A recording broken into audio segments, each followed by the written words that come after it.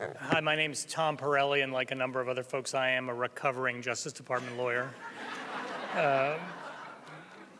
It is an honor to be here on behalf of the Center to introduce Tony West, but it is also an honor to follow the marvelous Karen Lash. You've got some sense of the work that the Access to Justice Initiative did at the Justice Department, taking really what was truly nothing and making it something extraordinary, and in small ways understanding all the different aspects of the federal bureaucracy where people struggle to access services and to have the opportunity to be represented. And Karen, it's an honor for me to stand on the same stage as you, and thank you for all the work that you have done. As a number of people I think have intimated or just said, it is now a time to stand up and be counted. That's something that our next honoree, Tony West, has done really at every moment of his legal career.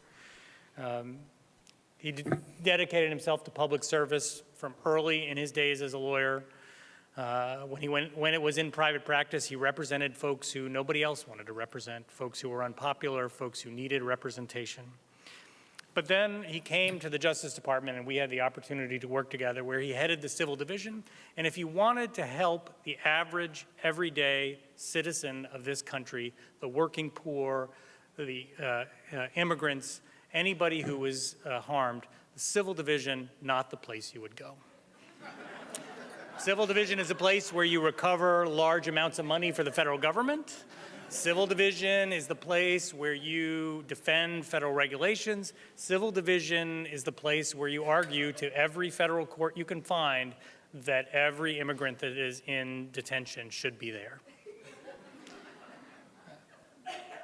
It has been a place, many a Washington lawyer has taken that job and found themselves quite comfortable making those arguments.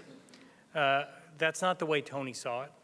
From day one, Tony saw the opportunity to help Americans in a way, from that perch, in a way different from any of his predecessors. He saw the opportunity to help consumers, to protect them, to become really from the federal government's perspective, the tip of the spear when it came to protecting LGBT rights.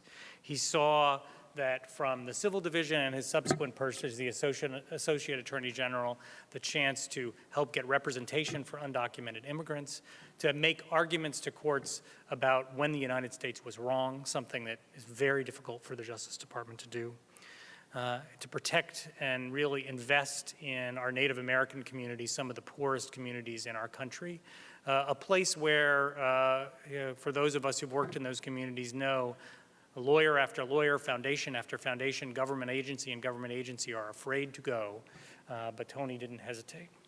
And so he looked at an organization that needed transformation and truly transformed it. And while I can't say truly that it's going to last for the next 4 years, for the last 8 years, that organization has become a remarkable place in its efforts to protect consumers, and that is all because of Tony. And that has all because of Tony's vision. Now, Tony now has a major private sector job as the general counsel of PepsiCo, and he has managed to take on perhaps the biggest obstacle one could possibly imagine in that new job, diversity in the bar. For those of you who've been working on that issue for years, it has been an intractable issue and seems to be getting worse. But I have seen Tony's efforts and look forward to the opportunity of collaborating. And I think there is no leader in the bar today who is more likely to change the cycle that we are in law firms large and small in terms of promoting diversity. I don't think there's any leader in the bar more likely than Tony to move us forward in a way, in a place that we have never been before. And I really look forward to the opportunity for Tony to do that.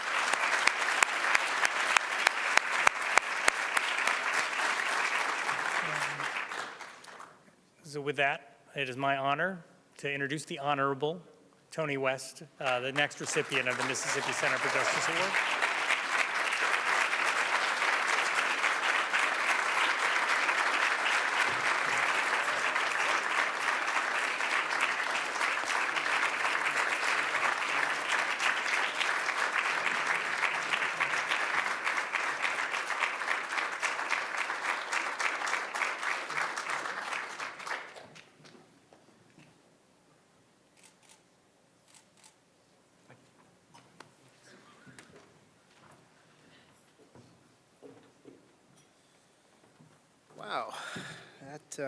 wow, humbling. Tom, thank you so much for that kind introduction. Tom has been at various times my boss, my predecessor, now my outside counsel, although I actually think many of you can claim that title. But I'm most proud of the fact that Tom is my friend. Tom, thank you not only for co-chairing this, but thank you for the incredible service and sacrifice and dedication that you gave to this country as Associate Attorney General under President Obama's administration. Thank you for that.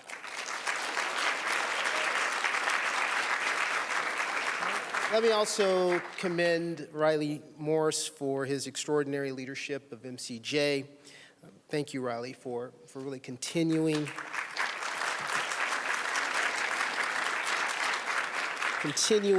to drive MCJ's mission of creating a healthy, just, more equitable Mississippi Gulf Coast through all of the incredible work that you do. So thank you. I'd also like to acknowledge some folks who are here, my PepsiCo colleagues, my new PepsiCo family, who I'm so proud to work with every single day. I'm so proud to be one of your colleagues. And there are so many friends from the Justice Department who are here tonight, and I am so honored by your presence. I'd be remiss if I didn't take just a few moments to say something about the co-chairs of tonight's event. Don Verrilli, of course, who you heard from earlier, the former Solicitor General of the United States, now at Munger Tolles. Neil McBride, the former U.S. Attorney for the Eastern District of Virginia, and now at Davis Polk.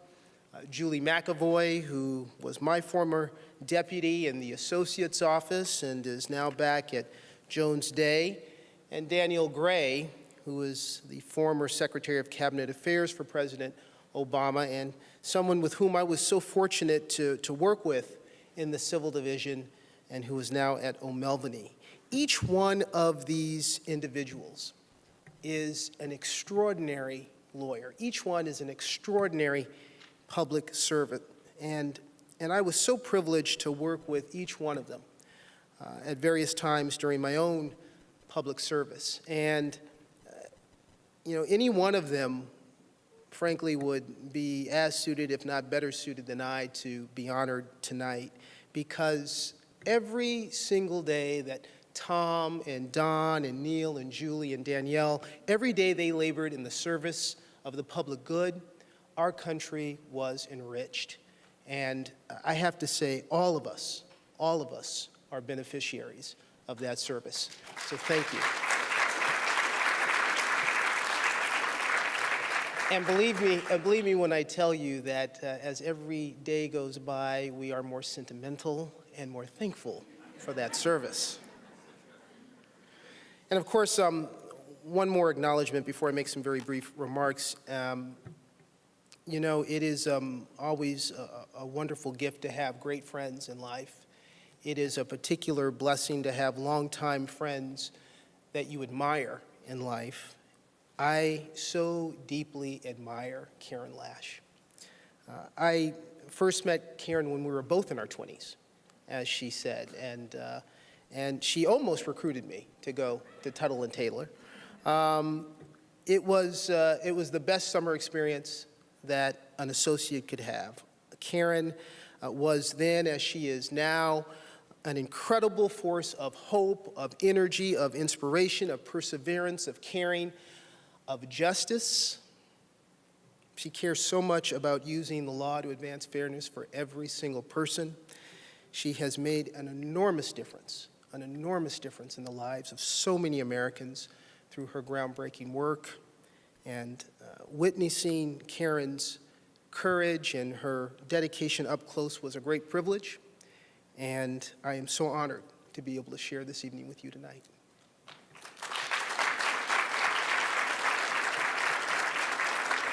So let me just briefly say that, on nights like this, I'm reminded that all of us stand on platforms of progress that are built by others.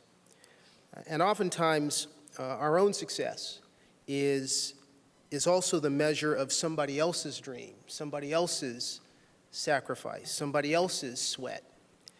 A parent, a grandparent, an aunt or an uncle, a teacher, a pastor, a mentor. And I'm reminded that I'm here in no small measure because someone, actually many someones, along my path pushed me and said, you know, I believe you can do this. I believe you will do this. And in thinking about this award, I've been thinking a lot about one of my own early mentors in the law, a remarkable, remarkable woman who passed away late last year, former Attorney General Janet Reno. And when I was a young attorney, not long out of law school, I had the good fortune, like many of you, to work for Ms. Reno. And like she did with many of you, she took an interest in me, encouraged me to explore different parts of the law, in fact, encouraged me to become a federal prosecutor, which I did. And as many of you have heard me speak about this before, you know, I talk about how before I left Maine Justice, Ms. Reno asked to see me, and in the course of our meeting, she showed me that inscription that several of you have seen in the walls of the Attorney General's office in Maine Justice that reads that great quote from the Berger United States Supreme Court case, that the United States wins its case when justice is done. And I've talked about how Ms. Reno told me that when I went out to California to become an assistant U.S. attorney, my job wasn't to win as many cases as I could, but rather to do justice in every case that I handled. And looking around this room, and marveling at the incredible work that so many of you have done. So many of you have provided such great service in your own careers. I suspect that I am not the only person Janet Reno said that to. I felt very special at the time, but I suspect she said that to a lot of people.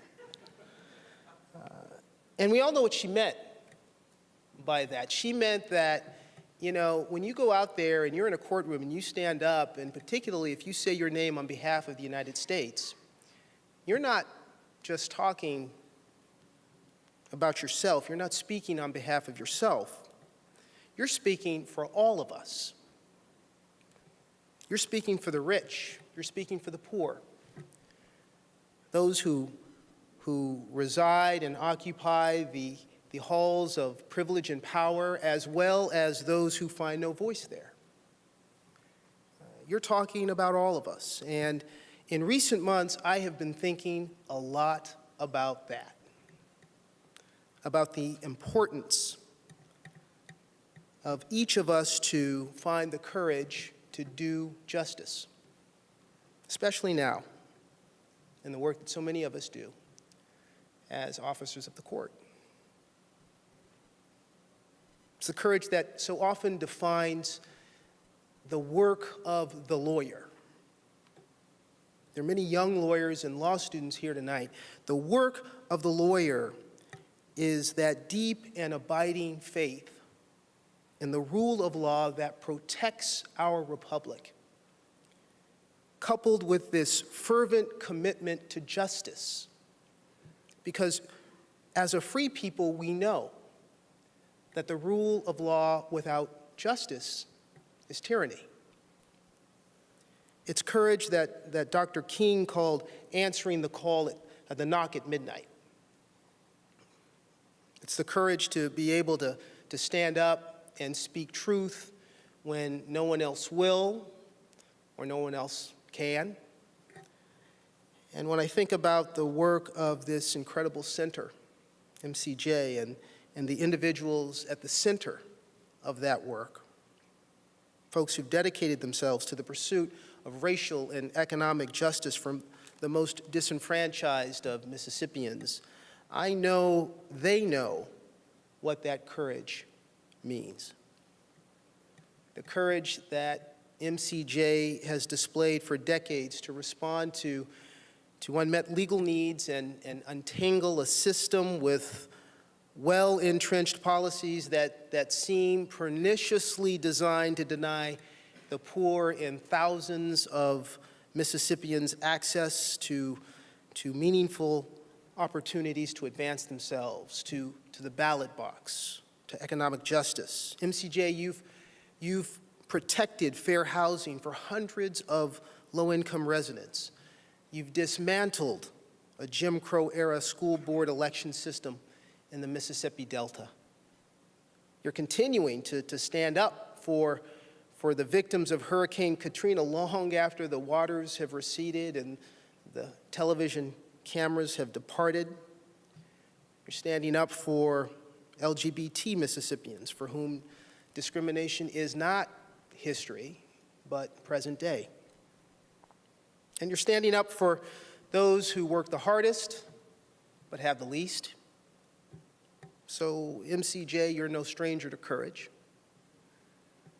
And nor are any of you who are here tonight, because you are standing up to support this incredible organization and their important work and their engagement. And that work and that engagement and that courage is needed now more than ever before. So let me thank MCJ, let me thank each of you, not just for being here tonight, but for all that you do and continue to do to advance the cause of justice. Thank you for this very humbling honor tonight.